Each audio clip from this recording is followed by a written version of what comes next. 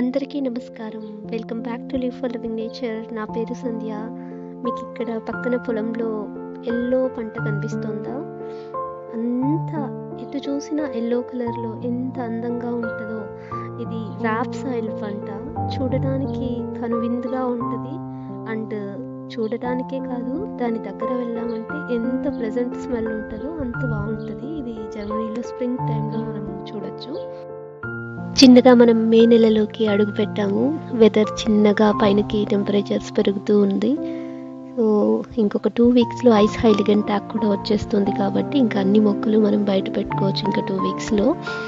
So అందుకని నేను garden land మొత్తము కవర్ చేసిన ఆ పేపర్స్ కవర్స్ షీట్స్ అన్నీ తీసేసేసి మంచిగా ప్రిపేర్ చేస్తున్నాను.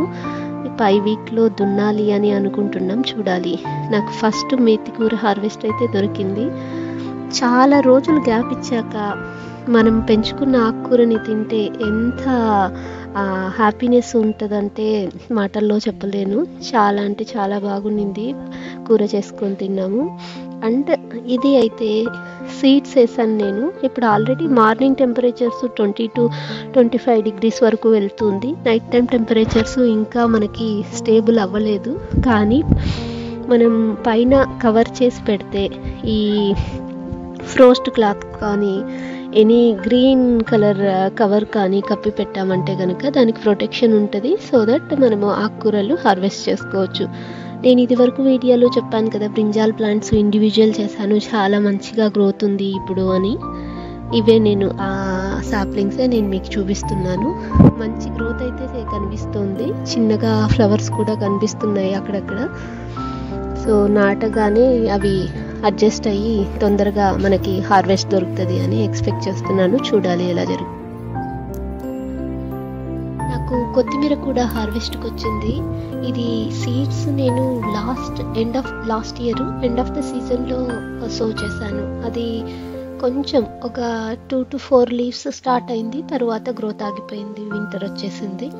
ఇప్పుడు మళ్ళీ స్ప్రింగ్ మొదలు పెట్టడానికి ముందు నుంచి, అంటే ఫిబ్రవరి ఎండ్ అయినప్పటి నుంచి కొంచెం గ్రోత్ చిన్నగా పెరగడం స్టార్ట్ అయింది. ఇప్పుడు మంచిగా పెరిగేసి ఆల్మోస్ట్ ఇంకా సీడ్ స్టేజ్కి వచ్చింది.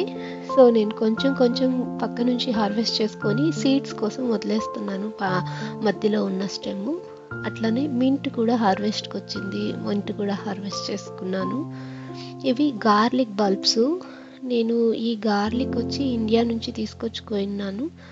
అది last year end of the fall సీజన్లో నాటాను. ఇది కూడా స్ప్రింగ్ స్టార్ట్ అయినప్పటి నుంచి గ్రోత్ కనిపించడం స్టార్ట్ అయింది. అప్పుడు నేను నేలంతా ప్లఫ్ చేసేసి అక్కడ ప్లాంట్స్ నేడే ఇచ్చాను. ఈ ప్లాంట్స్కి ఎనర్జీ కావాలి కదా. ఇప్పుడు మనం ఎనర్జీని ఇచ్చాము అంటే వాటి గ్రోత్ ఇంకా మంచిగా ఉండి మంచిగా బల్బ్ ఫామ్ అవుతుంది. సో దానికోసమని ప్లాంట్స్ నేడే యూస్ చేస్తున్నాను. ఏ వెజిటబుల్ మొక్కకైనా ప్లాంట్స్ నేడే చాలా మంచిగా పనిచేస్తుంది. సో వెజిటబుల్ మొక్కలు ఆకుకూరలకి వీ కెన్ యూజ్ బ్లూమనైడే, కానీ వెజిటబుల్ మొక్కలకి మనము ఫ్లాన్జనైడే మంచిగా ఉంటుంది. ఇక్కడ ఈ సాయిల్ వేసాక దాన్ని ముందున్న సాయిల్తో మిక్స్ చేసేసాను. సో దట్ బ్లాక్ కలర్ పైన కనపడకుండా ఉంటుంది. నేను ఎందుకు చేశాను అంటే ఇక్కడ ఉన్న పక్షులు బ్లాక్ కలర్ ఉన్న సాయిల్ దగ్గరే వచ్చి తవ్వి అన్ని రూట్స్ అన్నీ కనిపించేలాగా చేసేసి వెళ్ళిపోతాయి. కొన్ని ప్లాంట్స్ సర్వైవ్ కాకుండా అయిపోతాయి అలాంటి సిచ్యువేషన్లో. అందువల్ల నేను దాన్ని బ్లాక్ కలర్ కనపడకుండా ముందు సాయిల్తో మిక్స్ చేసేసి పెడుతుంటాను. ఇది మల్బెరీ చెట్టు. నేను నాటి 4 years అవుతుంది. ఇది ఫస్ట్ ఇయర్ నేను చెట్టులో పూత చూడడము. మోస్ట్లీ ఈ ఇయర్ నాకు కొన్ని హార్వెస్ట్ దొరకచ్చు అనుకుంటున్నాను. ఈ చెట్టు నాటినప్పుడు నేను అనుకున్నాను ఇది కూడా బుష్. సో ఇక్కడ ఉన్న స్మాల్ ప్లేస్కి బుష్లే సరిపోతాయి అన్నట్లు నేను అన్ని బెర్రీ ప్లాంట్సే ప్లాన్ చేశాను. ఇక్కడ స్ట్రాబెర్రీస్ ఇవి. కానీ ఇది అన్ఎక్స్పెక్టెడ్గా దీని గ్రోత్ చూసే అప్పుడు రీసెర్చ్ చేస్తే తెలిసింది ఇది బుష్ కాదు, ఇది ట్రీ. 20 years దీని లైఫ్ స్పాన్ అని. ఇది రెడ్ కరెంట్. ఒకటి బ్లాక్ కరెంట్ ఉంది, ఇక్కడ రెడ్ కరెంట్. పక్కనే 2 ఉన్నాయి. సో ఇది బ్లాక్ కరెంట్. ఇప్పుడు పూలు కాసి చిన్నగా కాయలు ఫామ్ అవుతున్నాయి.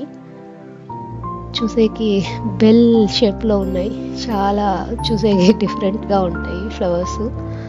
ఇది వచ్చి ఫింక్స్ ట్రోజన్ అంటారు ఇక్కడ. ఇది మన తులిప్స్ లాగా లోపల రూట్స్ ఉంటాయి. సీజన్ స్ప్రింగ్ స్టార్ట్ అయినప్పుడు లీవ్స్ చిన్నగా బయటికి స్టార్ట్ అయ్యి చిన్నగా ఒక చెట్టు లాగా ఫామ్ అయ్యి ఫ్లవర్స్ కాస్తుంది. అయిపోయినాక మళ్ళీ కనపడకుండా లోపల దాంకో ఉంటుంది. ఇది ఇంకొక రకమైన రెడ్ కరెంట్, ఇది వైట్ కలర్ వస్తుంది. ఇది జర్మన్లో స్టీఫ్ ముటర్షన్ అంటారు.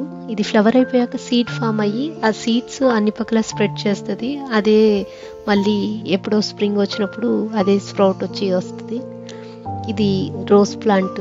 ట్రిమ్ చేశాక మంచిగా చిగుర్లు వచ్చి మొగ్గలతో కనువిందుగా ఉంటుంది. ఈ ఫ్లవర్స్ అన్నీ ఎడిగినప్పుడు ఫుల్ ఆకులు కనపడకుండా ఫ్లవర్స్ మాత్రమే ఉంటాయి. చాలా బాగుంటాయి ఇక్కడ రోజ్ ప్లాంట్స్, చాలా అందంగా అనిపిస్తాయి. ఇది వచ్చి మన బుక్ చాయ్, చైనా లీవ్స్ అంటాం కదా. సో వీటితో నాకు తెలిసింది ఒకటే ఒక రెసిపీ, స్టిర్ ఫ్రై. మీకు ఎవరికన్నా ఈ లీవ్స్తో ఇంకేమైనా చేయొచ్చు అంటే చెప్పండి, నేను ట్రై చేస్తాను. అండ్ ఈ కార్నర్లో స్ట్రాబెర్రీస్ వేసాను. ఇవి వచ్చి ఇక్కడ క్యాబేజ్, బ్రకోలీ, కాలీఫ్లవర్ ఇవన్నీ నాటాను. సో వీటిని ప్రొటెక్ట్ చేసేకి ఇప్పుడు నెట్ క్లాత్ వీటిపైన కప్పేశాను. ఎందుకంటే ఇప్పుడు స్ప్రింగ్ అంటే పూల టైం, అంటే బటర్ఫ్లైస్ తిరిగే టైం. అవి కరెక్ట్గా వెతుకుతూ ఉంటాయి ఎగ్స్ పెట్టేకి. సో ఇప్పుడు మనం వీటిని ప్రొటెక్ట్ చేయలేదు అంటే తొందరగా వాటి ఎగ్స్ అన్ని చోట్ల లే చేసేసి మనకి ఏ పంట దొరకదు. అందువల్ల వాటిని అలా ప్లాన్ చేస్తాం. సో హార్డనింగ్ ప్రాసెస్ స్టార్ట్ చేశాను. అండ్ మనం ఈ సీజన్లో అమరాంత్, చుక్క కూర, తర్వాత బచ్చలి కూర, రెడ్ అమరాంత్, ఇంకా పొనగంటి కూర, సో ఇంకా మన్ గోల్డ్, ఈ ఆకుకూరలన్నిటిని మనము ఈ సీజన్లో స్టార్ట్ చేసుకోవచ్చు. ఇవాళకి